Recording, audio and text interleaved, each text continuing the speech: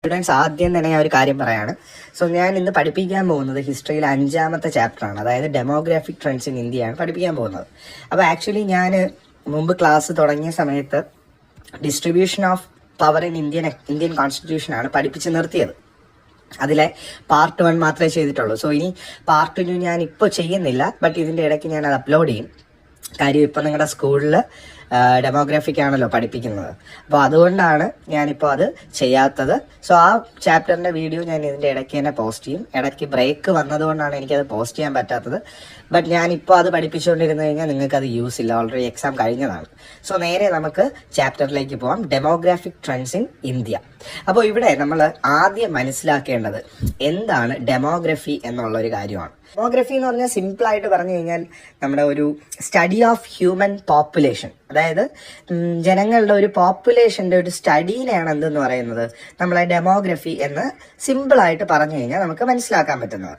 ഇനി ഇത് എങ്ങനെയൊക്കെയാണ് അല്ലെങ്കിൽ എന്തിൻ്റെയൊക്കെ പോപ്പുലേഷനിലെ സ്റ്റഡീനെ പറ്റി പഠിക്കുമെന്നൊക്കെ നമ്മൾ ഈ ഒരു ചാപ്റ്ററിൽ നമുക്ക് മനസ്സിലാക്കാം. അപ്പൊ ആദ്യം തന്നെ ഇവിടെ കുറച്ചൊരു ന്യൂസ് ഹെഡ്ലൈൻസ് കൊടുത്തിട്ടുണ്ട്. എന്തൊക്കെയാണ് കൊടുത്തിട്ടുള്ളത്? Over population of India, population versus food security, അല്ലെ? അപ്പം പോപ്പുലേഷൻ കൂടുന്നത് കൊണ്ട് തന്നെ ഭക്ഷ്യ സുരക്ഷ എത്രമാത്രം നമുക്ക് ഉറപ്പാക്കാൻ പറ്റും തുടങ്ങിയ കാര്യങ്ങളാണ് ആദ്യത്തെ പറയുന്നത്. അടുത്ത് പോപ്പുലേഷൻ എക്സ്പ്ലോഷൻ ഇൻ ഇന്ത്യ, അല്ലെ? Faces increasing poverty and malnutrition, അല്ലെ? അപ്പോൾ ഒരു പോപ്പുലേഷൻ എക്സ്പ്ലോഷൻ എന്ന് വെച്ചാൽ ഒരു സ്ഥലത്ത് പെട്ടെന്ന് ഒരുപാട് ആൾക്കാർ വന്ന് ജീവിക്കുന്നതിനെയാണ് ഒരു പോപ്പുലേഷൻ എക്സ്പ്ലോഷൻ എന്ന് പറയുന്നത്. അപ്പൊ ഇങ്ങനെ വരുമ്പോൾ ആ നാട്ടിലെ റിസോഴ്സുകൾ കുറയും, ഫുഡ് നേരെ കിട്ടാതാവും, നമുക്ക് പോവേർട്ടി വരും, ദാരിദ്ര്യം വരും, ജോലി കിട്ടാതാവും, പിന്നെ മാൽന്യൂട്രീഷൻ, അല്ലെ? ആവശ്യത്തിനുള്ള നല്ല ഫുഡ് ഐറ്റംസും വിറ്റാമിൻസും മിനറൽസ് ഒക്കെ അടങ്ങിയ ഫുഡൊന്നും ആൾക്കാർക്ക് കിട്ടാതാവും. ഇപ്പൊ ഇന്ത്യയിലെ മെയിനായിട്ട് ഈ സ്റ്റുഡൻസിനുള്ള പ്രശ്നം തന്നെ ഈ മാൽന്യൂട്രീഷനാണ്. അവർ പ്രോപ്പറായിട്ട് എന്ത് കിട്ടുന്നില്ല, ആഹാരമൊന്നും കിട്ടുന്നില്ല. ഇനി നമുക്ക് നോക്കിക്കഴിഞ്ഞു കഴിഞ്ഞാൽ most populous country, will India be happy or nervous, അല്ലെ? അപ്പം ഇന്ത്യ എന്ന് പറയുന്ന ഒരു മോസ്റ്റ് പോപ്പുലസ് കൺട്രിയാണ്, അല്ലെ? ചൈനയെ നമ്മൾ തോൽപ്പിച്ച് നമ്പർ 1 എത്തിയിരിക്കുകയാണ്. അപ്പോൾ ഇതുകൊണ്ട് ഇന്ത്യ ഹാപ്പി ആയിരിക്കുമോ അതോ നെർവസ്, അല്ലെ? പേടിയാണോ നമുക്ക് ഉണ്ടാകുന്നത് എന്നുള്ളതാണ് അടുത്ത ചോദ്യം. അപ്പൊ നിങ്ങൾക്ക് ഇതൊക്കെ സ്വന്തം നിങ്ങളുടെ ഫ്രണ്ട്സുമായിട്ടൊക്കെ നമുക്ക് ഡിസ്കസ് ചെയ്ത് നോക്കാം. ഈ ഒരു ചോദ്യം എന്താണ് അവർ പറയുന്നത് എന്നൊക്കെ അറിയാൻ പറ്റും. ഇനി അടുത്ത് population in India, millions migrate to big cities due to insufficient job opportunities, അല്ലെ?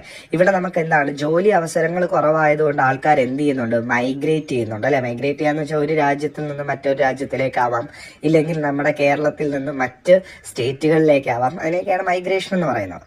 So, population explosion has created far-reaching crisis in the health sector and quality of life, അല്ലെ? അപ്പം സഡൻ ആയിട്ട് ഇത്രയും പോപ്പുലേഷൻ ഉണ്ടായത് കൊണ്ട് തന്നെ നമ്മുടെ ഹെൽത്ത് സെക്ടറൊക്കെ എന്താവുകയാണ്, കുറച്ച് മോശപ്പെട്ട് തുടങ്ങും. അതുപോലെ നമ്മുടെ ലൈഫിന്റെ ക്വാളിറ്റി, നല്ല ഫുഡ്, നമുക്ക് ജീവിക്കാനുള്ള നല്ല ഡെവലപ്മെന്റ് ആയിട്ടുള്ള നല്ല ഏരിയാസ് തുടങ്ങിയവിടത്തൊക്കെ ഇതൊക്കെ എന്ത് ചെയ്യും, ബാധിക്കും ഒരുപാട് ആൾക്കാർ വരുന്നതോടെ തന്നെ. Last population India alarming issue, അല്ലെ? അപ്പൊ എല്ലാവരും എന്താണ്, ജാഗ്രതയോടെ ഇരിക്കേണ്ട ഒരു പ്രശ്നമാണ് ഈ പോപ്പുലേഷൻ ഇത്രയും മാത്രം വളരുന്നത്. സോ ഈ പോപ്പുലേഷനെ പറ്റിയിട്ടുള്ള ഒരു പഠനത്തിനെയാണ് ഡെമോഗ്രഫി എന്ന് പറയുന്നത്. സോ ഇനി നമ്മൾ നെക്സ്റ്റ് പേജ് നോക്കിക്കഴിഞ്ഞാൽ they all indicate the population growth of India. What problems arises when the population increases? അപ്പൊ ഒരു പോപ്പുലേഷൻ ഏരിയയിൽ കൂടിക്കഴിഞ്ഞാൽ എന്താണ് മെയിൻ ആയിട്ടുണ്ടാകുന്ന പ്രശ്നം? ഇവിടെ പറയുന്നുണ്ട് പോവേർട്ടി, ദാരിദ്ര്യം, അൺഎംപ്ലോയ്മെന്റ്, എല്ലാവർക്കും ജോലി കിട്ടാതാവും, സ്റ്റാർവേഷൻ, അല്ലെ? ഭക്ഷണം നേരെ കിട്ടാതാവും. അത് പോയിട്ട് ഞാൻ 2-3 പോയിന്റ് കൊടുക്കാം. ഒന്ന്, എൻവയോൺമെന്റൽ ഡീഗ്രഡേഷൻ, അല്ലെ? നമുക്കിപ്പോൾ ആൾക്കാർ ഇത്രയും കൂടുകയാണെങ്കിൽ നമ്മുടെ പ്രകൃതിയെ തന്നെ നമ്മൾ എന്ത് ചെയ്യും, നശിപ്പിക്കുന്ന രീതിയിലോട്ട് അതെത്തും, അല്ലെ? കാര്യം ഒരു 10-500 പേര് ഒരു സ്ഥലത്ത് വരികയാണ്, അവർക്ക് നിൽക്കാനായിട്ട് വീട് വേണം.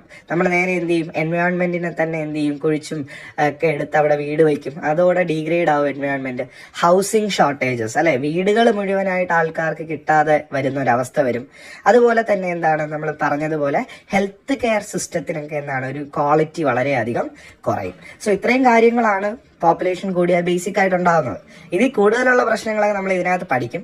സോ എന്താണ് population? Population is the total number of people residing in an area during A given period of time. അതായത് നമ്മൾ ഒരു വർഷം എടുക്കുകയാണെങ്കിൽ ഈ ഒരു വർഷത്തിനകത്ത് ഒരു ഏരിയയിൽ എത്രമാത്രം ആൾക്കാരാണ് ജീവിക്കുന്നത് എന്നുള്ളതിനെയാണ് എന്തെന്ന് പറയുന്നത്, പോപ്പുലേഷൻ എന്ന് പറയുന്നത്. So these news headlines indicate how the country's socio-economic progress is affected when the population increases, അല്ലെ? അപ്പോൾ ഈ ഒരു ന്യൂസ് ഹെഡ്ലൈൻസിലൊക്കെ പറയുന്നത് ഒരിടത്ത് ഒരുപാട് പോപ്പുലേഷൻ കൂടുമ്പോൾ അവിടുത്തെ സോഷ്യൽ ആയിട്ടുള്ള, അതായത് സാമൂഹികമായിട്ടുള്ള മാറ്റങ്ങൾ, അതുപോലെ എക്കോണമിക്, സാമ്പത്തികമായിട്ട് ആൾക്കാർക്ക് വരുന്ന മാറ്റങ്ങൾ, ഒരു രാജ്യത്തിനെ ബാധിക്കുന്ന കാര്യങ്ങൾ തുടങ്ങിയതൊക്കെയാണ് ഹെഡ്ലൈൻസിൽ പറഞ്ഞിട്ടുള്ളത്. കാര്യം പ്രോപ്പറായിട്ട് ജോലി കിട്ടുന്നില്ല, അതുപോലെ പ്രോപ്പറായിട്ട് ഹെൽത്ത് കെയർ കിട്ടുന്നില്ല, തുടങ്ങിയതൊക്കെ ഇതിന്റെ കാരണങ്ങളാണ്. So if this is the case, will our country be able to achieve sustainable development? അപ്പൊ ഇങ്ങനെ കാര്യങ്ങൾ പോയി കഴിഞ്ഞു കഴിഞ്ഞാൽ നമ്മുടെ ഇന്ത്യക്ക് സസ്റ്റൈനബിൾ ഡെവലപ്മെന്റ് കിട്ടുമോ എന്നുള്ളതാണ് ചോദ്യം. സസ്റ്റൈനബിൾ എന്ന് പറഞ്ഞു കഴിഞ്ഞാൽ എന്താണ്? ഒരു സ്ഥിരമായിട്ട് ഒരു ഡെവലപ്മെന്റ് ഒരു രാജ്യത്തിന് ഉണ്ടാവുന്നതിനെയാണ് സസ്റ്റൈനബിൾ ഡെവലപ്മെന്റ് എന്ന് പറയുന്നത്. അപ്പോൾ അതിനൊരു എക്സാമ്പിൾ എന്ന് പറഞ്ഞു കഴിഞ്ഞാൽ നമുക്കിപ്പം പ്രോപ്പറായിട്ട് എഡ്യൂക്കേഷൻ ആൾക്കാർക്ക് കിട്ടുക, ഹോസ്പിറ്റൽസ് പ്രോപ്പറായിട്ട് കിട്ടുക, ഇതൊക്കെ ഒരു രാജ്യത്തിന്റെ ഡെവലപ്മെന്റിന്റെ ഭാഗമാണ്. അപ്പൊ ഈ ഇത്രയും ആൾക്കാർ കൂടിക്കഴിഞ്ഞു കഴിഞ്ഞാൽ ഒരു രാജ്യത്തിന് ഡെവലപ്മെന്റ് ഉണ്ടാവുമോ ഇല്ലയോ എന്നാണ് ആദ്യത്തെ ചോദ്യം. Should not the population be controlled in proportion to available resources on earth? അല്ലെ, നമ്മുടെ ഈ ഒരു രാജ്യത്തിലെ പോപ്പുലേഷൻ അല്ലെങ്കിൽ ഏതൊരു രാജ്യത്തിലെ പോപ്പുലേഷൻ ആയാലും നമ്മൾ കൺട്രോൾ ചെയ്യണോ? ഏതിന്റെ അടിസ്ഥാനത്തിൽ? ഒരു എർത്തിലുള്ള റിസോഴ്സിനനുസരിച്ച്. ഫോർ എക്സാമ്പിൾ നമുക്കിപ്പോൾ ഒരു അണ്ടർ വാട്ടർ എടുക്കാം. അണ്ടർ വാട്ടർ എന്ന് പറയുന്നത്, അല്ലെ വെള്ളം, കുടിവെള്ളം എന്ന് പറയുന്ന ഒരു റിസോഴ്സാണ്. അപ്പൊ ഇതെന്ന് പറയുന്നത് വളരെ കുറച്ച് ശതമാനം മാത്രമാണുള്ളത്, അല്ലെ. അപ്പൊ ഇത്രയും ശതമാനം വെള്ളം കുടിക്കാനായിട്ട് നമുക്ക് ഇന്ന ആൾക്കാർക്ക് മാത്രമേ ഇത് ഇത്രയും കുടിക്കാൻ പറ്റത്തുള്ളൂ. ഇത് ഓവറായിട്ടൊക്കെ പോപ്പുലേഷൻ കൂടിക്കഴിഞ്ഞാൽ എന്ത് പറ്റും? ഈ വെള്ളം തന്നെ എന്ത് ചെയ്യും? കുറഞ്ഞു കുറഞ്ഞ് ഇല്ലാണ്ടാവും. നമുക്കറിയാം, ഇപ്പൊ കടകളിൽ നമ്മൾ വെള്ളം ഫ്രീ ആയിട്ടല്ല, പൈസ കൊടുത്താണ് വാങ്ങുന്നത്. 20 രൂപയായി. പണ്ടൊക്കെ 5 രൂപയായിരുന്നു, അതിപ്പോ 20 ഇനി ഇങ്ങനെ പോയി കഴിഞ്ഞാൽ ഒരു 10-30 വർഷം ആകുമ്പോൾ അതൊരു പക്ഷെ എത്രയാവും? 50-60 രൂപയാവും. ആൻഡ് മറ്റൊരു കാര്യം എന്ന് പറഞ്ഞാൽ അടുത്ത വേൾഡ് വാർ 3 വരുന്നത് പോലും കുടിവെള്ളത്തിന് വേണ്ടിയിട്ടാണ് എന്ന് വരെ ഒരു സംസാരമുണ്ട്. സോ നമ്മൾ ഈ റിസോഴ്സസിനനുസരിച്ച് മതിയോ പോപ്പുലേഷൻ? അതിനനുസരിച്ച് കൺട്രോൾ ചെയ്യണമോ എന്നൊക്കെയാണ് അവിടുത്തെ രണ്ടാമത്തെ ചോദ്യം. സോ ഇതിനെയൊക്കെ പറ്റി പഠിക്കാനായിട്ടാണ് നമ്മൾ ഈ ചാപ്റ്റർ നോക്കുന്നത്. സോ ഇവിടെ അടുത്തൊരു കാര്യം പറയുന്നുണ്ട്. യുണൈറ്റഡ് നേഷൻസ് പോപ്പുലേഷൻ ഫണ്ടായ UNFPA ഒരു റിപ്പോർട്ടിൽ ലോകത്തെ പോപ്പുലേഷൻ എന്ന് പറഞ്ഞാൽ 804 കോടിയാണ്. പക്ഷെ അതിൽ ഇന്ത്യയിലെ പോപ്പുലേഷൻ തന്നെ എന്തുണ്ട്? 142 കോടി ആൾക്കാർ ഇന്ത്യയിൽ തന്നെയുണ്ട്. അപ്പൊ നിങ്ങൾക്കറിയാം, ഇന്ത്യ എന്ന് പറയുന്ന ഒരു രാജ്യത്തിന്റെ ഏരിയ വെച്ച് നോക്കുമ്പോൾ അവിടുത്തെ പോപ്പുലേഷൻ വളരെ അധികമാണ്. The social development index of a country or region is determined by its population data. അപ്പോൾ ഒരു രാജ്യത്തെ ഒരു സോഷ്യൽ ഡെവലപ്മെന്റ് ഇൻഡെക്സ്, അങ്ങനെ ഒരു രാജ്യം അല്ലെങ്കിൽ ഒരു സമൂഹം എങ്ങനെ ഡെവലപ്പ് ആകുന്നു എന്നൊക്കെ ഉള്ള കാര്യങ്ങൾ നമ്മൾ നോക്കുന്നത് എങ്ങനെയാണ്? അവിടുത്തെ ഒരു പോപ്പുലേഷൻ ഡേറ്റ വെച്ചിട്ടായിരിക്കും. അതായത് ഡേറ്റ എന്ന് ഉദ്ദേശിക്കുന്നത് ഇതൊക്കെയാണ്: ബർത്ത് റേറ്റ്, ജനന നിരക്ക്, ഡെത്ത് റേറ്റ്, മരണനിരക്ക്, ഇൻഫന്റ് മൊർട്ടാലിറ്റി റേറ്റ്, അതായത് ശിശു മരണനിരക്ക്, അതുപോലെ ഏജ് സ്ട്രക്ചർ, എത്ര ടൈപ്പ് ഓഫ് ആൾക്കാരാണ് ഒരു ഏരിയയിൽ ജീവിക്കുന്നത്, 50 വയസ്സാണോ 40 വയസ്സാണോ, കുഞ്ഞുങ്ങളാണോ. അപ്പൊ ഇതെല്ലാം എന്തിൽ വരും? ഒരു സോഷ്യൽ ഡെവലപ്മെന്റ് ഇൻഡെക്സിൽ നമ്മൾ എടുക്കുമ്പോൾ നമ്മൾ ഈ പോപ്പുലേഷൻ ഡേറ്റ വെച്ചിട്ടായിരിക്കും ഇതൊക്കെ പഠിക്കുന്നത്. For that we need to understand the different population trends and population structure, അല്ലെ. അപ്പോൾ ഇതൊക്കെ നമ്മൾ പഠിക്കണമെങ്കിൽ, അല്ലെങ്കിൽ സോഷ്യൽ ഡെവലപ്മെന്റ് ഇൻഡെക്സ് എങ്ങനെയാണ് വരുന്നത് എന്നൊക്കെ പഠിക്കണമെങ്കിൽ നമുക്ക് ആദ്യം മനസ്സിലാക്കണം എങ്ങനെയാണ് ഒരു ഏരിയയിലെ പോപ്പുലേഷൻ ട്രെൻഡ് പോകുന്നത്. ട്രെൻഡ് എന്ന് ഉദ്ദേശിക്കുമ്പോൾ ഇവിടെ എത്ര ടൈപ്പ് ഓഫ് ആൾക്കാർ ജീവിക്കുന്നുണ്ട്, എത്ര ഏജിലുള്ളവർ ജീവിക്കുന്നുണ്ട്, ഏത് റിലീജിയനിൽ ജീവിക്കുന്നുണ്ട്, ഏത് കൾച്ചറിൽ ജീവിക്കുന്നുണ്ട്, അങ്ങനെ പല ഫാക്ടേഴ്സ് നമ്മൾ നോക്കണം. അതുപോലെ തന്നെ പോപ്പുലേഷൻ സ്ട്രക്ചർ നമ്മൾ നോക്കണം, അല്ലെ. അതായത് ഒരിടത്തെ ബർത്ത് റേറ്റ്, ഡെത്ത് റേറ്റ് തുടങ്ങിയ കാര്യങ്ങളൊക്കെ ഈ പോപ്പുലേഷൻ സ്ട്രക്ചറിൽ വരും. അപ്പൊ ഇതിനെയൊക്കെ പറ്റി പഠിക്കാനാണ് ഡെമോഗ്രഫി നമ്മൾ പഠിക്കുന്നത്. സോ ഡെമോഗ്രഫിയുടെ പ്രോപ്പർ ഡെഫിനിഷൻ ഉണ്ട്. Is the branch of science that deals with population structure such as birth rate, death rates, migration and population density. പേര് ബർത്ത് റേറ്റും ഡെത്ത് റേറ്റും നമ്മൾ പറഞ്ഞതാണ്. അപ്പോൾ ഡെമോഗ്രഫി എന്ന് പറയുന്നത് പോപ്പുലേഷന്റെ ഒരു സ്ട്രക്ചറിനെ പറ്റിയിട്ടുള്ള ഒരു പഠനമാണ്. ഈ സ്ട്രക്ചർ എന്ന് പറയുന്നത് ഏതൊക്കെയാണ്? ബർത്ത് റേറ്റ് വരും, ഡെത്ത് റേറ്റ് വരും, പിന്നെ മൈഗ്രേഷൻ, ഒരു ഏരിയയിൽ നിന്നും പുറത്തേക്ക് പോകുന്ന ആൾക്കാരുടെ എണ്ണം.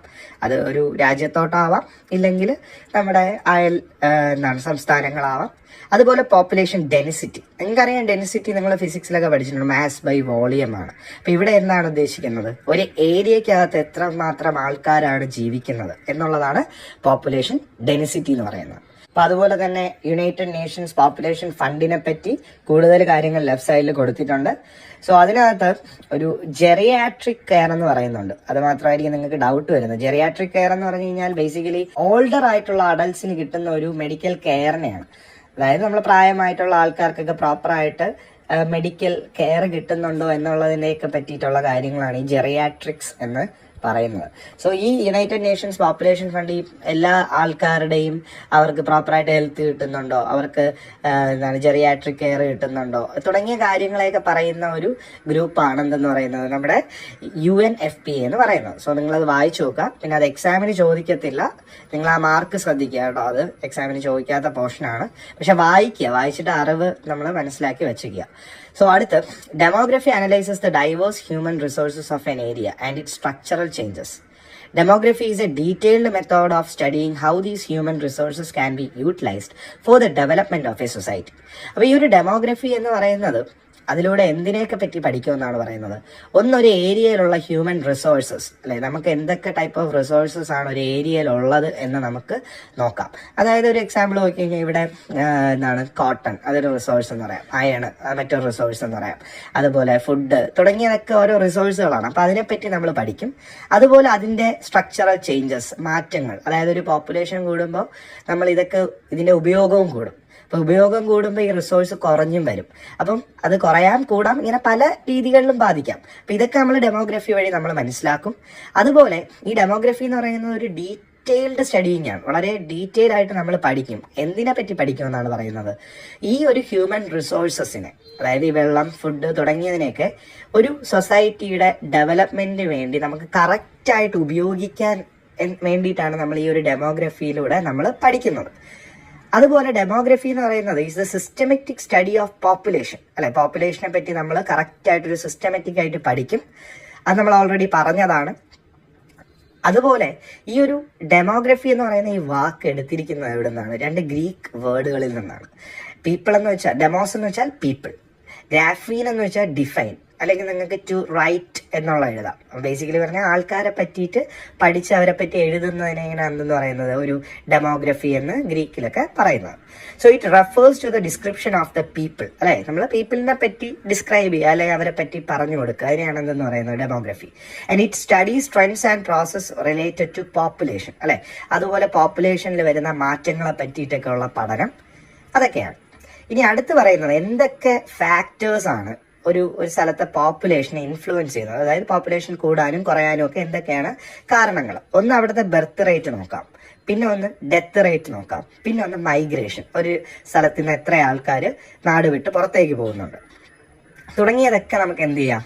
ഇതൊക്കെ വെച്ചിട്ടാണ് നമ്മൾ പോപ്പുലേഷനെ പറ്റി നമ്മൾ കൂടുതൽ മനസ്സിലാക്കുന്നത്. ഇനി അടുത്ത point, the size of population of an area changes according to the measure of the above aspects അല്ലെ. അപ്പോൾ ഒരു ഏരിയയിലെ പോപ്പുലേഷൻ കൂടാനും കുറയാനും സാധ്യതയുണ്ട്. ബർത്ത് റേറ്റും ഡെത്ത് റേറ്റും മൈഗ്രേഷനും വെച്ചിട്ട് നമുക്ക് എന്ത് ചെയ്യാം, ഒരു സ്ഥലത്തിലെ പോപ്പുലേഷനെ പറ്റി മെഷറും ചെയ്യാം, അവിടുത്തെ ചേഞ്ചസിനെ പറ്റി മനസ്സിലാക്കാനും പറ്റും. So the structure and composition of the population of an area is taken into consideration on account of age structure, male female ratio and dependent ratio. അപ്പൊ ഇവിടെ പറഞ്ഞിരിക്കുന്ന കാര്യം സിമ്പിളാണ്. എന്ന് വെച്ച് കഴിഞ്ഞാൽ നമ്മളൊരു ഏരിയ നോക്കുകയാണെങ്കിൽ അവിടുത്തെ ഒരു structure and composition of population എന്ന് പറഞ്ഞു കഴിഞ്ഞാൽ വേറെ ഒന്നുമല്ല, എങ്ങനെയാണ് ഒരു ഏരിയയിലെ ആൾക്കാരെ നമ്മൾ ഡിവൈഡ് ചെയ്തിരിക്കുന്നത് എന്നുള്ളതാണ്. അതായത് ഒരു ഏരിയയിൽ പല ഏജിലുള്ള ആൾക്കാരാണ്, പല ജെൻഡറിലുള്ള ആൾക്കാരാണ്, അതുപോലെ തന്നെ ഡിപ്പെൻഡന്റ് ആയിട്ടുള്ള ആൾക്കാരാണ്. ഡിപ്പെൻഡന്റ് എന്ന് വെച്ചാൽ നമ്മളെ ആശ്രയിച്ച് നിൽക്കുന്ന, അതായത് പ്രായമുള്ള ആൾക്കാർ കാണും. അപ്പോൾ ഈ ഒരു structure and composition of the population എന്ന് ഉദ്ദേശിച്ചിരിക്കുന്നത് ഈ 3 വ്യത്യാസങ്ങളെയും വച്ചിട്ടാണ് നമ്മൾ എന്ത് ചെയ്യുന്നത്, ഒരു ഫൈനലി നമ്മൾ ഈ ഒരു ഏരിയയിൽ ഇങ്ങനെയാണ് പോപ്പുലേഷൻ, അല്ലെങ്കിൽ ഈ ഏരിയയിൽ ഇത്രയും ടൈപ്പ് ഓഫ് ആൾക്കാരാണ് ജീവിക്കുന്നത് എന്ന് നമ്മൾ മനസ്സിലാക്കുന്നത്. അതിനെയാണ് സ്ട്രക്ചർ ആൻഡ് കമ്പോസിഷൻ എന്ന് പറയുന്നത്. അതുപോലെ അടുത്ത്, all population studies are carried out on the basis of systematic data collection of people living in an area through survey, census, etc. ഇനി നമ്മൾ ഏത് പോപ്പുലേഷൻ സ്റ്റഡീസ് നമ്മൾ നടത്തുകയാണെങ്കിലും ഈ നടത്തുന്നതൊക്കെ ഒരു ഡേറ്റ കളക്ട് ചെയ്തിട്ടായിരിക്കും. ഡേറ്റ എന്ന് പറയുന്നത്, ഈ ഡേറ്റ കളക്ട് ചെയ്യാൻ വേണ്ടിയിട്ടാണ് നമ്മൾ എന്ത് ചെയ്യുന്നത്, സർവേകൾ നടത്തുന്നത്, സെൻസസുകൾ നടത്തുന്നത്. നമ്മൾ അറിയാൻ പറ്റും 2011 ലാസ്റ്റ് സർവേ നടത്തിയിരുന്നത്. അല്ലെ.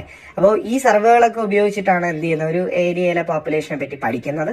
So most of the concepts of demography R expressed in terms of proportions and rates അല്ലെ. അപ്പൊ ഡെമോഗ്രഫിയിലെ കൂടുതലും പഠനങ്ങളെല്ലാം നമ്മൾ എന്ത് ചെയ്യുന്നത്, എക്സ്പ്രസ് ചെയ്യാന്ന് വെച്ചാൽ നമുക്ക് പറഞ്ഞു തരുന്നത് എങ്ങനെയായിരിക്കും, ഒരു പ്രപ്പോർഷൻ വെച്ചിട്ടായിരിക്കും. പ്രപ്പോർഷൻ എന്ന് പറയുമ്പോൾ 1/2 അല്ലെങ്കിൽ 100ൽ 50% ഇങ്ങനത്തേക്ക് പ്രപ്പോർഷൻ ആവാം, ഇല്ലെങ്കിൽ റേഷ്യോ ആവാം. അതും ഇതുപോലെ തന്നെ ഒരു എത്ര ശതമാനം അല്ലെങ്കിൽ എത്ര പെർസെൻറ്റേജ് എന്നൊക്കെ ഉള്ള രീതിയിൽ നമുക്ക് പഠിക്കാം.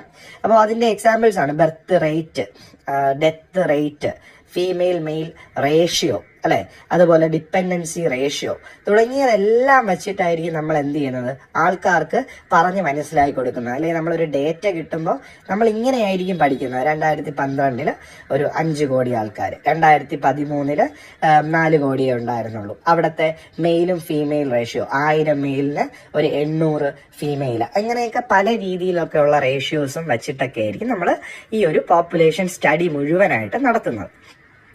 ഇനി നമ്മൾ നോക്കേണ്ട ഈ ഡെമോഗ്രഫി തന്നെ നമ്മൾ 2 ബ്രാഞ്ചുകളാക്കിയാണ്. ഒന്ന് സോഷ്യൽ ഡെമോഗ്രഫി, രണ്ടാമത്തത് ഫോർമൽ ഡെമോഗ്രഫി. അപ്പൊ സോഷ്യൽ ഡെമോഗ്രഫി എന്ന് പറഞ്ഞാൽ എന്താണ്, the structure of social demography and it's causes. അപ്പൊ അതിനെ പറ്റിയിട്ടാണ് നമ്മൾ പഠിക്കുന്നത്. അപ്പൊ എന്താണ് സോഷ്യൽ ഡെമോഗ്രഫി എന്ന് പറഞ്ഞു കഴിഞ്ഞാൽ വേറൊന്നുമല്ല, it emphasises the socio economic and political patterns of A region. അതായത് സോഷ്യൽ എന്ന് പറഞ്ഞാൽ സാമൂഹികമായിട്ടുള്ള കാര്യമാണ്. അതായത് ഒരു ഏരിയയിൽ ഇത്രയും പോപ്പുലേഷൻ ഉണ്ടെന്ന് വെച്ചോ, ഈ പോപ്പുലേഷൻ അടിസ്ഥാനമായിട്ട് ഒരു സമൂഹത്തിൽ സോഷ്യോ എക്കോണമിക് പ്രോഗ്രസ് ഉണ്ടോ, അല്ലെങ്കിൽ ഒരു സമൂഹത്തിൽ ആൾക്കാർക്ക് ഡെവലപ്മെന്റ് നടക്കുന്നുണ്ടോ, ആ സമൂഹത്തിലെ സാമ്പത്തികമായി ഡെവലപ്മെന്റ് നടക്കുന്നുണ്ടോ, അതുപോലെ ഇതുകൊണ്ടുള്ള രാഷ്ട്രീയപരമായിട്ടുള്ള പൊളിറ്റിക്കൽ പാറ്റേൺസ്, ഒരു രാഷ്ട്രീയപരമായിട്ടുള്ള എന്തൊക്കെ മാറ്റങ്ങൾ അവിടെ വരുന്നുണ്ട് തുടങ്ങിയതിനെയൊക്കെയാണ് സോഷ്യൽ ഡെമോഗ്രഫി എന്ന് പറയുന്നത്. ഇനി ഫോർമൽ ഡെമോഗ്രഫി എന്ന് പറഞ്ഞാൽ എന്താണ്, it measures and analyses the factors of population change. ഇവിടെ നമ്മൾ പഠിക്കുന്നത് ഒരു ഏരിയയിലെ പോപ്പുലേഷനിൽ വരുന്ന മാറ്റങ്ങളെ പറ്റിയിട്ട് മാത്രമായിരിക്കും. ഇതിനാണ് നമ്മൾ എന്ത് ഉപയോഗിക്കുന്നത്, സെൻസസ് ഉപയോഗിക്കുന്നത്. അപ്പൊ സെൻസസ് എന്ന് പറയുന്നത് ഒരു ഫോർമൽ ഡെമോഗ്രഫിക് സ്റ്റഡിക്കുള്ള ഒരു എക്സാമ്പിൾ ആണ്. ഈ സെൻസസ് എന്തൊക്കെയാണ് കളക്ട് ചെയ്യുന്നത്, it collect and analyses data on population അല്ലെ. ഒരു ഏരിയയിലെ പോപ്പുലേഷൻ സൈസ് നോക്കും, അതുപോലെ ഏജ് സ്ട്രക്ചർ, എത്ര ടൈപ്പ് ഓഫ് ആൾക്കാർ, 50 വയസ്സ് 40 വയസ്സ് തുടങ്ങിയ ഏജ് സ്ട്രക്ചർ നോക്കും. ജെൻഡർ റേഷ്യോ അല്ലെ, ഫീമെയിൽ മെയിൽ റേഷ്യോ നമ്മൾ നോക്കും. The socio economic status of the country, ഒരു രാജ്യത്തെ സാമൂഹികവും സാമ്പത്തികമായിട്ടുള്ള ഒരു വളർച്ച എത്രയാണ് തുടങ്ങിയതൊക്കെ ഫോർമൽ ഡെമോഗ്രഫിയിൽ നമ്മൾ നടത്തും. ഇനി ഈ സെൻസസ് ഒക്കെ ആരാ നടത്തുന്നത്, ഈ സെൻസസിന്റെ ഹെഡായിട്ടിരിക്കുന്ന census activities in India are headed by registrar general അല്ലെ. ഒരു രജിസ്ട്രാർ ജനറൽ ആയിരിക്കും എന്ത് ചെയ്യുന്നത്, സെൻസസ് ആക്ടിവിറ്റീസ് ചെയ്യുന്നത്. അതുപോലെ സെൻസസ് കമ്മീഷണർ ഓഫ് ഇന്ത്യ ഉണ്ട്. അപ്പൊ ഇവരായിരിക്കും ഇതിന്റെ ഹെഡുകൾ എന്ന് പറയുന്നത്. അങ്ങനെ ഇന്ത്യയിലാണ് ഏറ്റവും largest census in the world ഉള്ള അല്ലെ. ലോകത്തിലെ ഏറ്റവും ലാർജസ്റ്റ് ആയിട്ടുള്ള സെൻസസ് ഇന്ത്യയിലാണ്. പിന്നെ ഈ സെൻസസ് യൂഷ്വലി ഇന്ത്യയിൽ 10 വർഷത്തിലായിരിക്കും എന്ത് ചെയ്യുന്നത്, നടപ്പിലാക്കുന്നത്. സോ ഇവിടെ തന്നെ ആദ്യത്തെ ചോദ്യം, when was the census started in India and when was the last census conducted in India. അപ്പൊ ആദ്യമായിട്ട് സെൻസസ് ഇവിടെ നടത്തിയത് 1871 കേട്ടോ, ആദ്യമായിട്ട് നടത്തുന്നത്. പിന്നെ എല്ലാ 10 വർഷങ്ങളിലും സെൻസസ് നടത്തിയിട്ടുണ്ടായിരുന്നു. അങ്ങനെ 2011 ലാസ്റ്റ് സെൻസസ് നോക്കിയത്. അപ്പൊ നിങ്ങൾ ചോദിക്കും, പിന്നെയും 2021 10 വർഷം കഴിയില്ല, എന്തുകൊണ്ട് നടന്നില്ല? വേറൊന്നുമല്ല, നമ്മുടെ COVID-19 എന്ന് പറയുന്ന അറിയാമല്ലോ, ആ ഒരു കാലഘട്ടത്തെ പറ്റിയൊന്നും ഓർക്കണ്ട. അപ്പോൾ ആ ഒരു കോവിഡ് വന്നതുകൊണ്ടാണ് അടുത്ത സെൻസസ് നടത്താൻ പറ്റാത്തത്. സോ ഉടനെ സെൻസസ് നടത്തും എന്നൊക്കെയാണ് റിപ്പോർട്ട് കിട്ടിയത്. ബട്ട് സ്റ്റിൽ നമ്മൾ പോപ്പുലേഷൻ ഇൻഡെക്സിൽ നമ്മൾ ചൈനയെ തോപ്പിച്ചു. ഈവൻ സെൻസസ് എടുക്കാതെ തന്നെ ആ റിപ്പോർട്ട്സ് പുറത്ത് വന്നിട്ടുണ്ട്. സോ അതൊക്കെയാണ് അതിന്റെ മെയിൻ ആയിട്ടുള്ള കാര്യങ്ങൾ. അപ്പോൾ നമ്മൾ നെക്സ്റ്റ് പേജിൽ നോക്കിക്കഴിഞ്ഞാൽ നിങ്ങൾക്ക് 1901 തൊട്ട് 2011 വരെയുള്ള ഇന്ത്യയിലെ പോപ്പുലേഷനെ പറ്റി മനസ്സിലാക്കാൻ പറ്റും. സോ നിങ്ങളത് 2000 എത്തുമ്പോൾ തന്നെ എന്താണ്, പോപ്പുലേഷന്റെ മാർജിനൊക്കെ ഒരുപാടധികം മാറുകയാണ്. അപ്പൊ അത്രത്തോളം രാജ്യത്തെ റിസോഴ്സും എന്ത് ചെയ്തുകൊണ്ടിരിക്കുകയാണ്, കുറഞ്ഞ് വന്നുകൊണ്ടിരിക്കുകയാണ്. അപ്പോൾ ഇതൊക്കെ ഒരു എന്താണ്, നമ്മളെ ബേസിക് ആയിട്ട് ഒരു എക്സാമ്പിൾ എടുത്തു കഴിഞ്ഞാൽ പെട്രോൾ എന്ന് പറയുന്ന ഒരു റിസോഴ്സ്, അതിന്റെ വിലയുടെ ഒരു മാറ്റം നിങ്ങൾക്ക് തന്നെ അറിയാൻ പറ്റും. ഒരു 10 വർഷം മുമ്പേ എനിക്ക് തോന്നുന്നു ഒരു 50-60 രൂപയ്ക്കൊക്കെ അടിച്ചുകൊണ്ടിരുന്ന പെട്രോൾ ഇപ്പം 100-110 ആയി. അതിൽ നിന്ന് ഒരു 10 വർഷം മുന്നേ നോക്കിയാൽ ഞാൻ എന്റെ ഓർമ്മയിൽ ഫസ്റ്റ് ഓഫ് ഓൾ ലൈക്ക് 30 റുപ്പീസിനൊക്കെ പെട്രോൾ അടിച്ചതൊക്കെ എനിക്ക് ഓർമ്മയുണ്ട്. അച്ഛനായിരുന്നു വണ്ടി ഓട്ടിക്കുന്നതൊക്കെ. പക്ഷെ അതിപ്പോ എത്ര 70 രൂപയാണ് കൂടിയിരിക്കുന്നത്. അത് കൂടി ഇനിയിപ്പോൾ എത്ര ഒരു 10 വർഷം കഴിയുമ്പോൾ 200 ആവും, പറയാൻ പറ്റില്ല. സോ അതൊക്കെ നമുക്ക് വേറെ ടോപ്പിക്. ഇനി അടുത്ത് നമ്മൾ നോക്കുന്നത് സോഷ്യൽ സിഗ്നിഫിക്കൻസ് ഓഫ് ഡെമോഗ്രഫി. അപ്പം ഈ ഒരു ഡെമോഗ്രഫി പഠനത്തിലൂടെ എങ്ങനെയാണ് സാമൂഹികമായിട്ടുള്ള ഒരു ഇമ്പോർട്ടൻസ്, സമൂഹത്തിലുള്ള ഇമ്പോർട്ടൻസും തുടങ്ങിയ കാര്യങ്ങളൊക്കെയാണ്. കാരണം ഈ ഡെമോഗ്രഫി ഒരുപാട് സ്വാധീനിക്കുന്നുണ്ട് സമൂഹത്തിലുള്ള കാര്യങ്ങളെ. സമൂഹത്തിൽ ആരൊക്കെയാണ്? നമ്മളൊക്കെ തന്നെയാണ് ജീവിക്കുന്നത്. അപ്പൊ നമ്മളെ ഡിപ്പെൻഡ് ചെയ്തുകൊണ്ടിരിക്കും ഈ ഡെമോഗ്രഫിയെ പറ്റിയും. അപ്പൊ ഇവിടെ പറയുന്നുണ്ട് ഡെമോഗ്രഫി എന്ന് പറയുന്ന ഒരു ഹെട്രോജീനിയസ് പോപ്പുലേഷന്റെ സ്റ്റഡിയാണ്. Heterogeneous and homogeneous. ഹോമോ എന്ന് പറഞ്ഞു കഴിഞ്ഞാൽ ഒരു ഏരിയയിലെ ആൾക്കാരെല്ലാം സെയിം ആയിരിക്കും. For example age group same ആയിട്ടുള്ളവരായിരിക്കാം. പിന്നെ ജെൻഡർ നോക്കിക്കഴിഞ്ഞാൽ അതും കൂടുതൽ സെയിം ആയിരിക്കാം. പിന്നെ റിലീജിയൻ, കൾച്ചർ, ലാംഗ്വേജ്. അപ്പോൾ അതിനെയാണ് ഒരു ഹോമോജീനിയസ് എന്ന് പറയുന്നത്. ഇവ ഹെട്രോജീനിയസ് എന്ന് പറയുമ്പോൾ ഒരുപാട് മിക്സ്ഡ് ആയിട്ടുള്ള ആൾക്കാരായിരിക്കും. ഫോർ എക്സാമ്പിൾ പല ടൈപ്പ് ഓഫ് റിലീജിയനിലുള്ള ആൾക്കാർ, പല ടൈപ്പ് ഓഫ് ലാംഗ്വേജ് സംസാരിക്കുന്ന ആൾക്കാർ, പല ഏജ് ഗ്രൂപ്പിലുള്ള ആൾക്കാർ. ഇപ്പൊ ഇതിനെയൊക്കെ പറ്റിയിട്ടുള്ള ഒരു പഠനമാണ് ഹെട്രോജീനിയസ് പോപ്പുലേഷൻ എന്ന് പറയുന്നത്. അപ്പൊ ഈ ഡെമോഗ്രഫി, സോഷ്യൽ ഡെമോഗ്രഫിയിൽ കൂടെ നമ്മൾ ഒരു ഏരിയയിലെ പല സോഷ്യോളജിക്കൽ ഫാക്ടേഴ്സിനെ പറ്റിയിട്ടൊക്കെ നമ്മൾ പഠിക്കും. ഒരിടത്ത് റിലീജിയൻ, അതുപോലെ കാസ്റ്റ്, ജെൻഡർ തുടങ്ങിയ പറ്റി അതിനെയൊക്കെ പറ്റി പഠിക്കും. അതുപോലെ ഡെമോഗ്രഫിക് ഫാക്ടേഴ്സ് ഉണ്ട് ഒരുപാട്. എന്താണ്, എത്ര ആൾക്കാർ മൈഗ്രേറ്റ് ചെയ്യുന്നു, പോപ്പുലേഷന്റെ മാറ്റങ്ങൾ. അപ്പോൾ ഇങ്ങനെ ഒരു ഒരു ഡെമോഗ്രഫി, സൊസൈറ്റിയെ പറ്റിയൊക്കെ പഠിക്കുന്ന ഒരു ഡെമോഗ്രഫിയെ പറ്റിയിട്ടൊക്കെയാണ് ഈ ഒരു ബോക്സിനകത്ത് പറഞ്ഞിട്ടുള്ളത്. അപ്പോൾ ഇതിനെയൊക്കെ പറ്റി മെഷർ ചെയ്യാനൊക്കെ ഒരുപാട് ഇൻസ്റ്റിറ്റ്യൂട്ടുകളുണ്ട്. അതായത് നാഷണൽ സ്റ്റാറ്റിസ്റ്റിക്കൽ ഓഫീസ് ഉണ്ട്, നിതി ആയോഗ് ഉണ്ട്, തുടങ്ങിയ പല ഇൻസ്റ്റിറ്റ്യൂട്ടുകൾ വഴിയും ഈ പോപ്പുലേഷൻ സ്റ്റഡീസ് ഒക്കെ നടത്തും. അപ്പൊ ഈ പോപ്പുലേഷൻ സ്റ്റഡീസ് ഇപ്പൊ സിമ്പിൾ ആയിട്ട് പറഞ്ഞാൽ ഈ പോപ്പുലേഷൻ സ്റ്റഡി നടത്തുന്ന സമയത്ത് ഇവര് എല്ലാ കാര്യങ്ങളും നോക്കും. ഇതിനകത്ത് പറഞ്ഞിട്ടുള്ള 6-7 ഫാക്ടേഴ്സ് ഉണ്ടല്ലോ. അതായത് ഒരിടത്ത് എത്ര കൾച്ചറിലുള്ള ആൾക്കാരുണ്ട്, റിലീജിയനിലുള്ളവരുണ്ട്, ഫിനാൻഷ്യൽ ആൾക്കാർ, എത്ര പുവർ, റിച്ച്, മിഡിൽ ക്ലാസ് ഉണ്ട്. അതുപോലെ പോപ്പുലേഷൻ സൈസിനെ പറ്റി പഠിക്കും. ഇന്റേണൽ മൈഗ്രേഷൻ, ഇന്റർനാഷണൽ മൈഗ്രേഷൻ, അത് നിങ്ങൾക്ക് പഠിക്കാനുണ്ട് കേട്ടോ, എന്താണെന്നുള്ളത് താഴെ. സോ നിങ്ങൾക്ക് എക്സാമിന് ചോദിക്കുന്നില്ല ഈ ഒരു ബോക്സിനകത്തുള്ള കാര്യം, പക്ഷെ മനസ്സിലാക്കി വെച്ചേക്കുക. ഇനി അടുത്ത് നമ്മൾ പഠിക്കാൻ പോകുന്നത് let's get familiarised with the different indicators of demography. അപ്പോൾ ഡെമോഗ്രഫി നമ്മൾ സ്റ്റഡി ഓഫ് പോപ്പുലേഷൻ ആണെന്ന് പഠിച്ചു. അപ്പോൾ ഈ ഒരു സ്റ്റഡി ഓഫ് പോപ്പുലേഷനിൽ നമ്മൾ മെയിൻ ആയിട്ട് നോക്കുന്ന കുറച്ച് ഇൻഡിക്കേറ്റേഴ്സ്, മെയിൻ ആയിട്ട് നോക്കുന്ന കുറച്ച് കാര്യങ്ങളുണ്ട്. ഒന്ന്, മൈഗ്രേഷൻ, അല്ലെ, ഒരു ഏരിയയിൽ എത്ര ആൾക്കാരാണ് പുറത്തേക്ക് പോകുന്നത്, അവിടെ ജീവിക്കുന്നത്. അപ്പൊ മൈഗ്രേഷനെ പറ്റി നിങ്ങൾക്ക് പഠിക്കാനുണ്ട് അടുത്ത്, നമുക്ക് അതിൽ കൂടെ മനസ്സിലാക്കാം. പിന്നെ ഒരിടത്ത് ബർത്ത് റേറ്റ്, ഡെത്ത് റേറ്റ് നോക്കും. പിന്നെ പോപ്പുലേഷൻ ഡെൻസിറ്റി ഞാൻ പറഞ്ഞു തന്നായിരുന്നു ഓൾറെഡി. അതുപോലെ female mail ratio and child sex ratio. അതുപോലെ ഈ ഫീമെയിൽ മെയിൽ റേഷ്യോ എന്ന് പറയുമ്പോൾ ഒരു ഏരിയയിൽ, ഇപ്പൊ ഇന്ത്യയിലൊക്കെ നമ്മൾ നോക്കുന്നത്, ഇന്ത്യയിലല്ല പൊതുവെ എല്ലാവരും നോക്കുന്നത് 1000 മെയിലിന് എത്ര വുമൺ ആണ് ഉള്ളത് എന്നൊക്കെ ഉള്ള രീതിയിലാണ് എന്ത് ചെയ്യുന്നത്, ഈ ഫീമെയിൽ മെയിൽ റേഷ്യോ ഒക്കെ നോക്കുന്നത്. പിന്നെ ഇതിനെ പറ്റിയൊക്കെ താഴെ പഠിക്കാറുണ്ട്. പിന്നെ ലൈഫ് എക്സ്പെക്ടൻസി, ഒരു രാജ്യത്തെ ഒരാൾക്ക് എത്ര വയസ്സ് വരെ അയാൾ ജീവിക്കും എന്നുള്ളതൊക്കെയാണ്. ഇപ്പൊ ഇന്ത്യയിൽ വന്നിട്ട് 77, 75 ആ ഒരു കാറ്റഗറിയാണ്. US അത് കൂടും, കാനഡയിലും 82, അതുപോലെ ഹോങ്കോങ് ആണെന്ന് തോന്നുന്നു ഏറ്റവും കൂടുതലുള്ള 85 സംതിങ് ആണ്. സോ അതിനെപ്പറ്റി നിങ്ങൾ പഠിക്കുകയല്ല, ജസ്റ്റ് പറഞ്ഞതേ ഉള്ളൂ. പിന്നെ അതുപോലെ ഏജ് സ്ട്രക്ചർ, ഏതൊക്കെ ടൈപ്പ് ഓഫ് അല്ലെങ്കിൽ ഏതൊക്കെ ഏജിലുള്ള ആൾക്കാരായിരിക്കും ഉള്ളത്. പിന്നെ അതുപോലെ ഡിപ്പെൻഡൻസി റേഷ്യോ, എത്ര ആൾക്കാർ നമ്മളെ എന്ന് പറഞ്ഞാൽ എൽഡർ ആയിട്ടുള്ള ആൾക്കാർ, അതായത് എത്ര പേര് നമ്മളെ ആശ്രയിച്ച് ജീവിക്കുന്നുണ്ട് എന്നുള്ളത്, തുടങ്ങിയതൊക്കെ ഈ ഡെമോഗ്രഫിയുടെ ഇൻഡിക്കേറ്റേഴ്സ് ആണ്. അപ്പൊ ഇതിൽ ആദ്യത്തെ മൈഗ്രേഷൻ എന്താണെന്ന് നോക്കാം. അതിനു മുന്നേ വൈലോപ്പള്ളി ശ്രീധരമേനോന്റെ ഒരു ആസാം പണിക്കാർ എന്ന് പറയുന്ന ഒരു പോയമുണ്ട്. അതെന്താണെന്ന് ഞാൻ വായിച്ചു തരാം.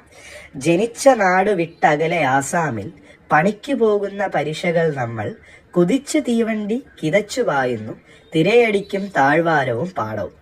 അപ്പം അതിനകത്ത് സിമ്പിളായിട്ട് തന്നെ പറയുന്നുണ്ട് ആ വരികളിലൂടെ നമുക്ക് മനസ്സിലാക്കാൻ പറ്റും. ഈ ഒരു കാര്യം ആരെ പറ്റിയിട്ടാണെന്ന് പറഞ്ഞാൽ, കേരളത്തിൽ നിന്നും ആസാമിൽ ജോലിക്ക് പോയിരുന്ന, അത് ഏത് സമയമാണ്, സെക്കൻഡ് വേൾഡ് വാർ 1940s ആ ഒരു കാലഘട്ടത്തെയാണ് പറയുന്നത്. ആ ഒരു ടൈമിൽ ആസാമിലേക്ക് പോയ കേരളത്തിലെ ജോലിക്കാരെ പറ്റിയിട്ടാണ് വൈലോപ്പള്ളി ശ്രീധരമേനോൻ ഇവിടെ പറഞ്ഞിരിക്കുന്നത്. സോ ഇതിൽ നിന്ന് നമുക്ക് മനസ്സിലാക്കാം, ഈ കേരളത്തിലുള്ള ആൾക്കാർ അല്ലെ, they went to Assam in search of employment during 1941, അല്ലെ 1941 ഇവർ പോകുന്നത്. Currently people are coming to Kerala from Assam and other states. പക്ഷെ ഇപ്പോൾ ആസാമിൽ നിന്നും ബംഗാളിൽ നിന്നൊക്കെ ആൾക്കാർ ഇവിടെ വന്നിട്ടാണ് എന്ത് ചെയ്യുന്നത്, കൂടുതലും ജോലി ചെയ്യുന്നത്. അപ്പോൾ ഇതിനെ റിലേറ്റ് ചെയ്തൊരു ന്യൂസ് റിപ്പോർട്ട് കൊടുത്തിട്ടുണ്ടായിരുന്നു. Kerala calls foreign workers guest workers and the world uploads അല്ലെ. അപ്പോൾ കേരളത്തിൽ വന്ന് ജോലി ചെയ്യുന്ന ആൾക്കാരെ നമ്മൾ എന്താണ് വളരെയധികം വെൽക്കം ചെയ്യുന്നുണ്ട്. ഗസ്റ്റ് വർക്കേഴ്സ് എന്നുള്ള രീതിയിലാണ് നമ്മൾ വിളിക്കുന്നത്. ബട്ട് ന്യൂസ് പേപ്പറിൽ അങ്ങനെയൊക്കെ ഉണ്ടെങ്കിൽ പോലും നമുക്കറിയാം, നമ്മളിപ്പോഴും പാവപ്പെട്ട ബംഗാളിലെ വർക്കേഴ്സിനെയൊക്കെ ബംഗാളി എന്ന് കളിയാക്കും. പക്ഷെ ഒരിക്കലും അവരെ കളിയാക്കരുത്. കാര്യം നമ്മൾ ഹിസ്റ്ററിയിൽ തന്നെ പഠിച്ചിട്ടുണ്ട്, ബ്രിട്ടീഷുകാർ ബംഗാളിൽ ചെന്നതും ഇൻഡിഗോ പ്ലാന്റേഷൻസ് വെച്ചതും അവരുടെ എക്കോണമിയെ മുഴുവനായിട്ട് തകർത്തതും. വൺ ഓഫ് ദ ബെസ്റ്റ് സ്റ്റേറ്റുകളിൽ ഒന്നായിരുന്നു ബംഗാൾ കേട്ടോ. അങ്ങനെ അവരുടെ എക്കോണമി തകർത്തു, മുഴുവൻ ഇൻഡിഗോകളും നാട്ടിൽ മുഴുവൻ നടുകയും അങ്ങനെ അവർക്ക് വേറെ ജോലി ഇല്ലാതെ ആവുകയും അങ്ങനെയാണ് അവർ പാവപ്പെട്ടവരായി പോയത്. അപ്പോൾ ഒരിക്കലും നമ്മൾ ഇവരെ ബംഗാളി എന്ന് കളിയാക്കരുത്. നമ്മൾ അറിവില്ലായ്മ എന്ന് വേണമെങ്കിൽ നമുക്ക് പറയാം. സോ നമുക്ക് കണ്ടിന്യൂ ചെയ്യാം ബാക്കി. അപ്പോൾ ഈ ഒരു ന്യൂസ് റിപ്പോർട്ട് വഴിയൊക്കെ നമ്മൾ മനസ്സിലാക്കി ഗസ്റ്റ് വർക്കേഴ്സ് എന്നുള്ളൊരു ടേമാണ്. അപ്പോൾ ഇത് ലോകം മുഴുവൻ അപ്ലോഡ് ചെയ്തു, കൺഗ്രാറ്റുലേറ്റ് ചെയ്തു. കേരളം നല്ല ഒരു രീതിയിലാണ്, കാര്യം ഗസ്റ്റ് വർക്കേഴ്സിനെയൊക്കെ ഒരുപാട് എന്ത് ചെയ്യുന്നുണ്ട്, പ്രൊമോട്ട് ചെയ്യുന്നുണ്ട് എന്നൊക്കെ ഉള്ള രീതിയിൽ. സോ ഈ guest workers have become A part of Kerala society today അല്ലെ. അപ്പൊ ഇന്ത്യയിലെ അല്ലെങ്കിൽ കേരളത്തിന്റെ മെയിൻ ആയിട്ട് ഗസ്റ്റ് വർക്കേഴ്സ് ഒരു സൊസൈറ്റിയുടെ ഭാഗമാണ്. കാര്യം നമ്മളിപ്പോ എവിടെ നോക്കിക്കഴിഞ്ഞാലും ബംഗാളിലുള്ളവരും ആസാമിലുള്ളവരെയൊക്കെ നമ്മളെ പുറത്ത് തന്നെ നമുക്ക് കാണാം. വെറുതെ റോഡിൽ ഇറങ്ങി കഴിഞ്ഞാൽ പോലും നിങ്ങൾ രണ്ടുപേരെയെങ്കിലും ഒരു അരമണിക്കൂറിനകത്ത് മിനിമം കാണാൻ പറ്റും അല്ലെ. So today there are guest workers in every sector irrespective of urban or rural area അല്ലെ. അപ്പൊ ഇപ്പൊ ഗസ്റ്റ് വർക്കേഴ്സ് എല്ലാ മേഖലയിലും ഉണ്ട്. സിറ്റിയിലായിട്ടായാലും അർബൻ ഏരിയാസിലായാലും റൂറൽ വില്ലേജ് ഏരിയകളിലായാലും ഗസ്റ്റ് വർക്കേഴ്സ് ഉണ്ട്. What might be the reasons for their migration in search of employment. ഇപ്പോൾ എന്തൊക്കെ കാരണം കൊണ്ടായിരിക്കാം ഇവർ ഒരു പക്ഷേ ഇന്ത്യയിൽ വന്നത്, ഇന്ത്യയല്ല കേരളത്തിൽ വന്നത്? അങ്ങനത്തെ ഒരു ചോദ്യമാണ് അവിടെ കൊടുക്കുന്നത്. അപ്പൊ ഇവിടെ പറയുന്നുണ്ട്, ആദ്യത്തെ എന്താ, ബെറ്റർ ഇൻകം അല്ലെ, കുറച്ചുകൂടെ നല്ല ഇൻകം, കുറച്ചുകൂടെ നല്ല സോഷ്യൽ സ്റ്റാറ്റസ് അല്ലെ. സോഷ്യൽ സ്റ്റാറ്റസ് എന്ന് പറയുമ്പോൾ എന്താണ്, കുറച്ചുകൂടെ ഒരു എന്താണ്, നമുക്കൊരു മിഡിൽ ക്ലാസ്സിൽ നിന്നും കുറച്ചുകൂടെ ഒന്ന് റിച്ച് ആവുക തുടങ്ങിയതൊക്കെയാണ്. അതുപോലെ ബെറ്റർ ലിവിങ് കണ്ടീഷൻസ് അല്ലെ. അവർക്ക് ബംഗാളിലും ആസാമിലും കിട്ടുന്നതിനേക്കാളും ബെറ്റർ ഹെൽത്ത് കെയറും ലിവിങ് കണ്ടീഷൻസ് ഒക്കെ ഇവിടെ കിട്ടുന്നുണ്ട്. അതുപോലെ ഇനി പഠിക്കാൻ താല്പര്യമുള്ളവർക്ക് എളുപ്പത്തിൽ നമുക്ക് എന്താണ് പഠിക്കാൻ പറ്റിയ ഒരുപാട് ഇൻസ്റ്റിറ്റ്യൂട്ട്സുകളുണ്ട്. അതുപോലെ ജോബ് അവൈലബിലിറ്റി അല്ലെ, പെട്ടെന്ന് ഇവർക്ക് ജോലി കിട്ടും, എന്നും അവർക്ക് എന്ത് കിട്ടും, ജോലി കിട്ടും തുടങ്ങിയ കാര്യങ്ങളൊക്കെയാണ് ഇവരെ എന്തിലേക്ക് ഇങ്ങനത്തെ മൈഗ്രേഷൻ ചെയ്യാനായിട്ട് പ്രേരിപ്പിക്കുന്ന കാര്യങ്ങളെന്ന് പറയുന്നത്. ഇനി നമ്മൾ പറയുന്ന മറ്റൊരു കാര്യം എക്സാമിനില്ല, ബട്ട് മനസ്സിലാക്കി വെച്ചാൽ മതി. History of migration in Kerala. കേരളയിൽ എപ്പോഴാണ് ആൾക്കാർ ആദ്യമായിട്ട് മൈഗ്രേറ്റ് ചെയ്ത് തുടങ്ങിയ പോയിന്റ്സ് ആണ് ഇവിടെ പറയുന്നത്. സോ ആദ്യം നമുക്ക് ഇവിടെ മനസ്സിലാക്കാൻ പറ്റുന്നത് in the first part of 20th century.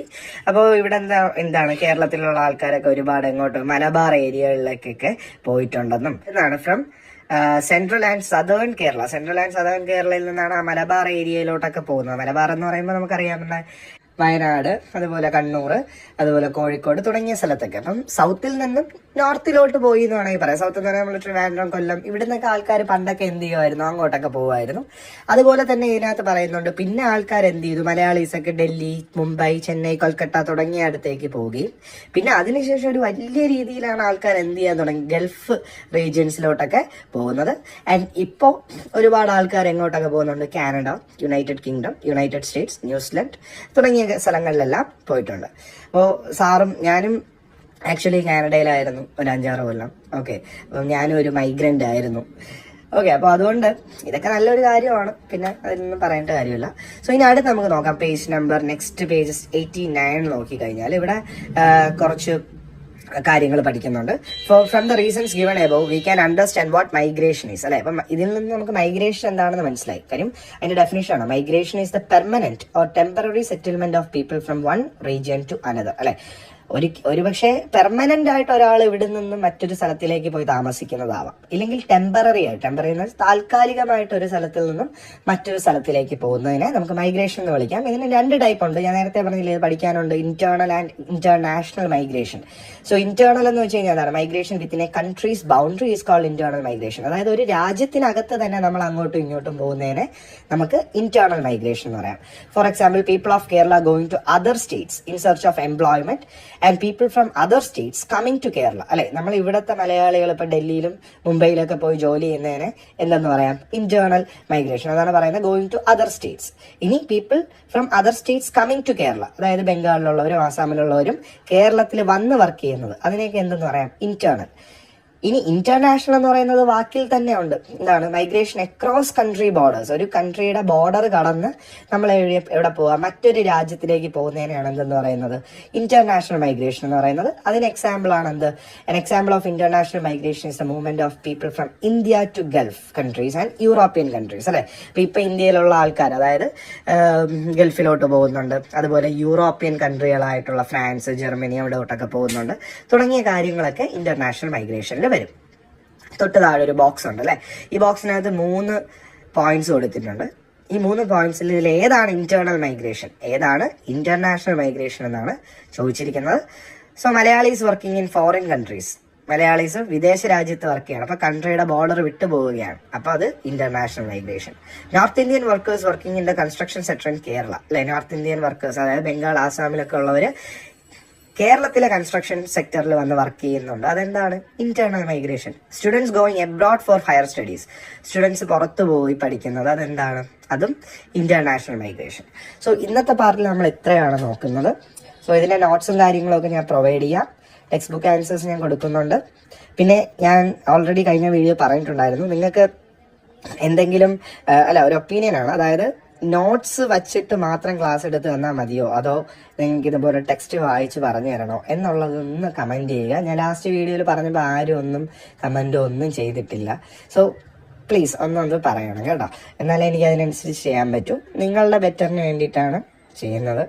Okay, അപ്പോൾ നന്നായിട്ട് പഠിക്കുക. എന്തെങ്കിലും ഡൗട്ട്സോ കാര്യങ്ങളോ ഉണ്ടെങ്കിൽ പ്ലീസ് കമൻറ്റ്, ഞാൻ ഉറപ്പായിട്ട് സപ്പോർട്ട് ചെയ്ത് തരാം, എന്താണെന്ന് വെച്ചാൽ ചെയ്തു തരാം. ഇനി കമൻറ്റ് ഇട്ടിന് മനസ്സിലായില്ലെങ്കിൽ ഞാൻ മെയിൽ ID തരാം, മെയിൽ IDയിൽ എൻ്റെ ഫോൺ നമ്പർ കൊടുക്കാം, എന്നെ വിളിക്കുക, ഞാൻ പറഞ്ഞുതരാം. Okay, so study well, see you till the next video, bye, have a great day.